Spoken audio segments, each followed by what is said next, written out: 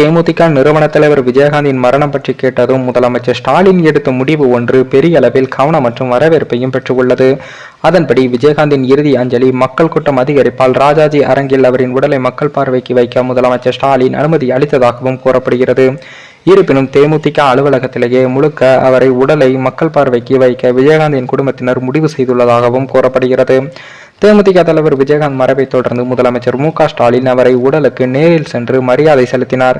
அதோடு அவரின் உடலுக்கு அரசு மரியாதை அளிக்கப்படும் என்றும் அறிவித்திருந்தார். முன்னாள் முதலமைச்சர்கள் ஜெயலலிதா, கருணாநிதி உடல்களைப் போல இவரின் உடலையும் ராஜாஜி ஹாலில் வைத்து மரியாதை செய்ய அனுமதி அளிக்கப்பட்டு உள்ளது.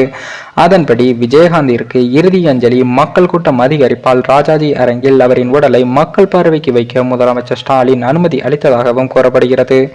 இருப்பினும் தேமுதிக அலுவலகத்திலேயே அவரின் உடலை மக்கள் பார்வைக்கு வைக்க விஜயகாந்த் குடும்பத்தினர் முடிவு செய்துள்ளதாகவும் கூறப்படுகிறது. முதலமைச்சர் ஸ்டாலினின் இந்த முடிவானது பெரிய வரவேற்பை பெற்றுள்ளது.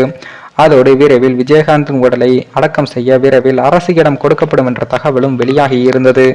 அது மட்டுமில்லாமல் விஜயகாந்தின் உடலை மெரினாவில் கலைஞர் ஜெயலலிதாவின் நினைவிடம் அருகே அடக்கம் செய்யலாம் என்று முதலமைச்சர் ஸ்டாலின் அவர்கள் கூறியுள்ளார்.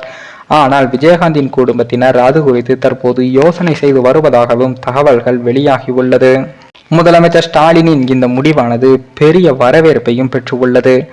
அதே போல விஜயகாந்துக்கு மிக தாமதமாகத்தான் திருமணமும் நடைபெற்றது. விஜயகாந்த் தனது 37வது வயதில் தான் பிரேமலதாவை கரம் பிடித்தார். அதற்கு பின்னணியிலும் ஒரு வானத்தை போல கதை உள்ளது என்ற ஒரு தகவலும் வெளியாகியுள்ளது.